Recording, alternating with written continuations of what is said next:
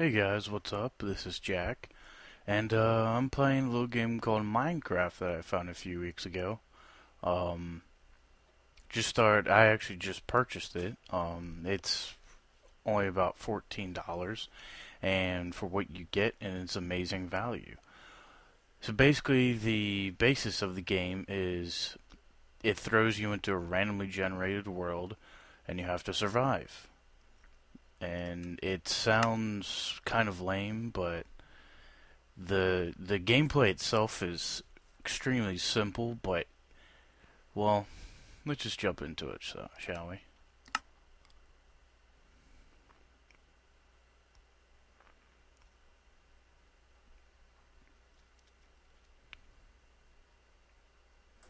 I've already been playing on this world a little bit, so I have a bit of a start from normal, as you can see right now. Um, all the blocks are 1 by 1 by 1 meters. It's currently nighttime. Now, as I said before, essentially just throws you in the world, randomly generated. Supposedly, it's 3 times the size of the Earth, from what I've heard. Um, but yeah, uh, you can. What I have right now, I have a mine, or I have a mining pick and a shovel.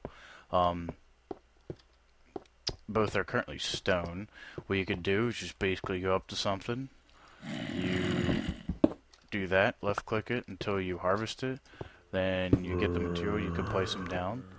All the materials range from stuff like sand and gravel and stone, all the way up to diamond, obsidian, which obsidian's the hardest material in the game, but currently can't make anything with it.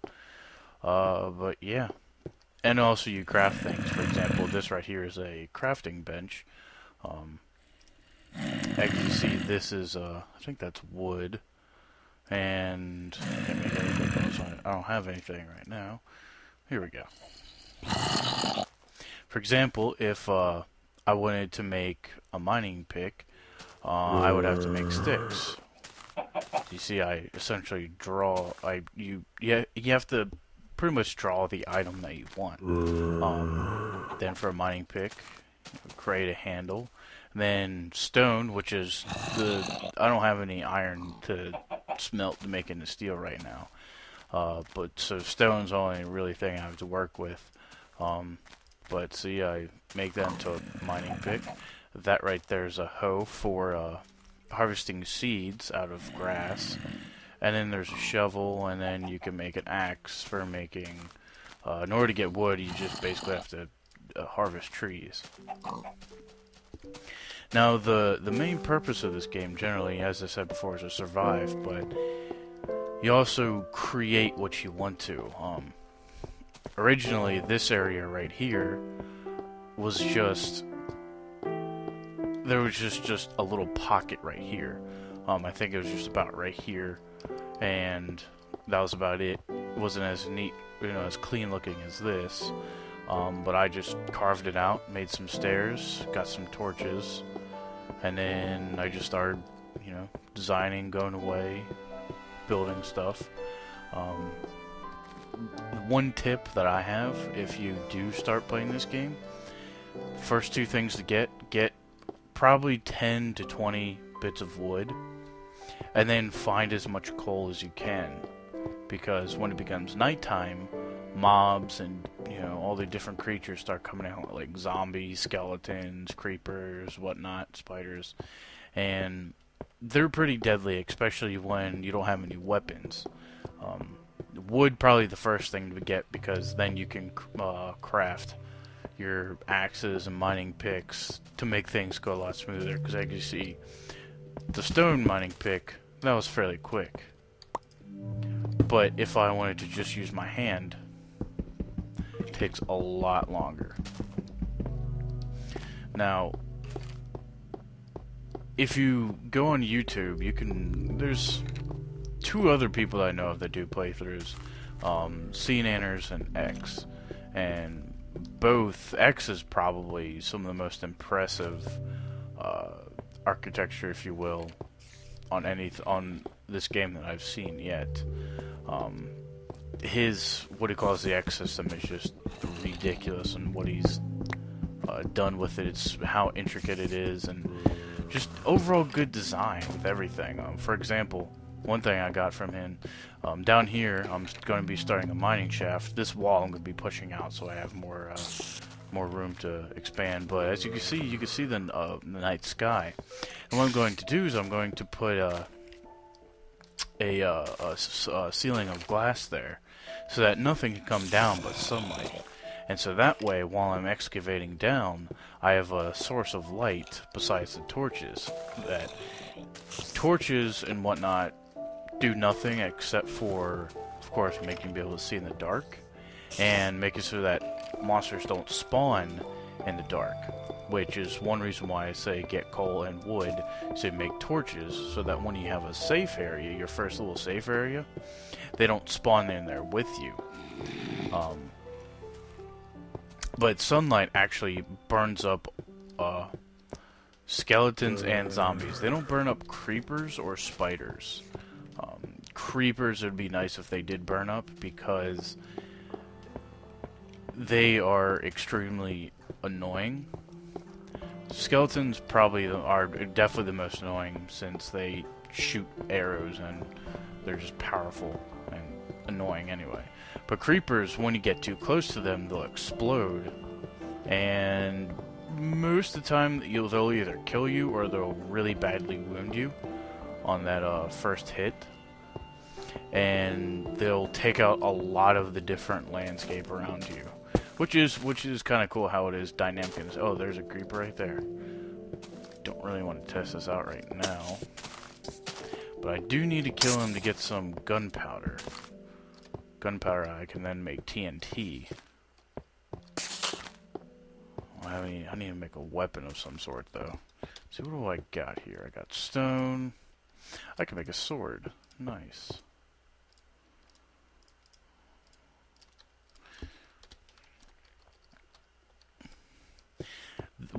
This game is one of the most fun things that I've experienced, is just finding a cave out in the surface here, and then just digging into it, going down into the earth, you know, and then you establish some kind of place, and then all of a sudden you hit into another cave system that just extends into another part of the earth.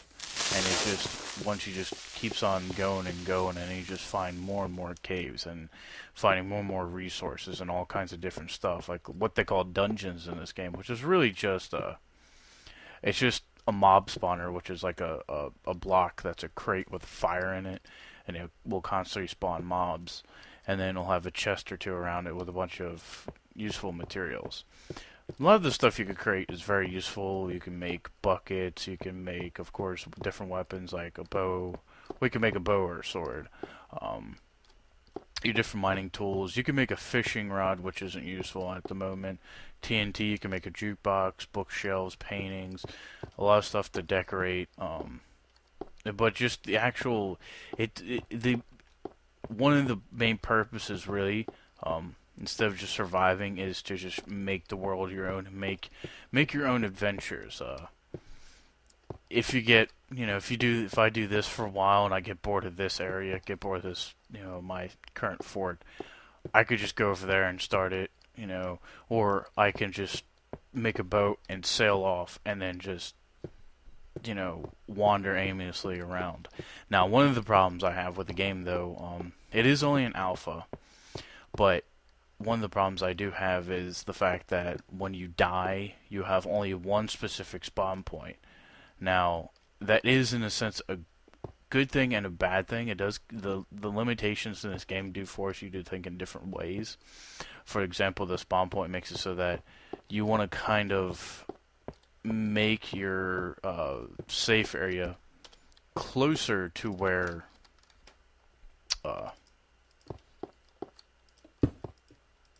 your safe area closer to your spawn point, so that you don't always have to run back and forth between the areas.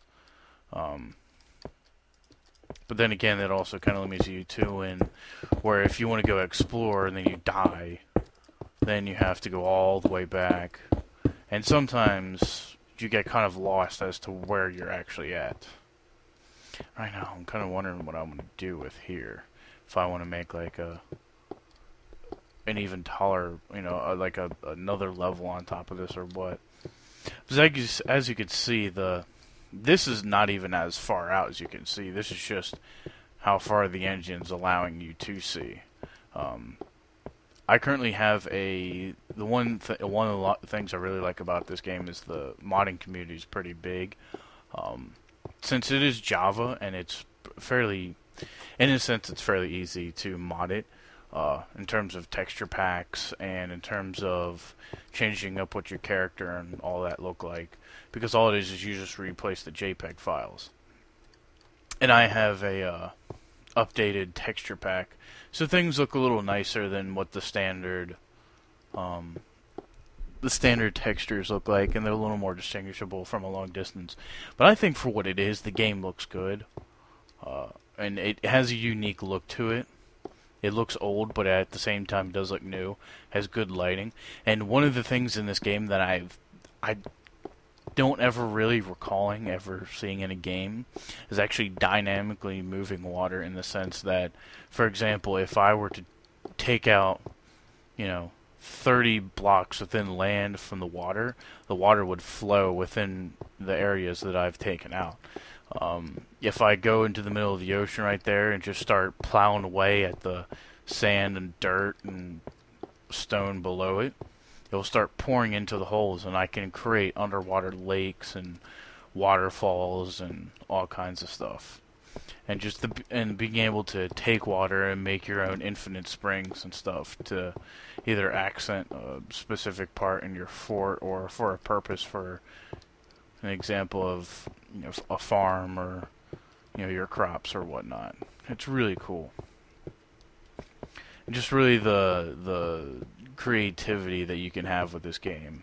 Like, if you're going again on YouTube, someone made a 1-to-1 scale replica of, so far, just the framework of the USS Enterprise, and it's amazing to see what people can do with this game. But yeah, if you guys want me to do an actual playthrough with this, or just more general videos showing about the game, then yeah, comment, like the video, what have you, whatever you want to do to tell me that you want me to do more of these, and I'll be gladly too, because this game's a lot of fun, and I think a lot more people should know about this. Alright, thanks guys, see ya.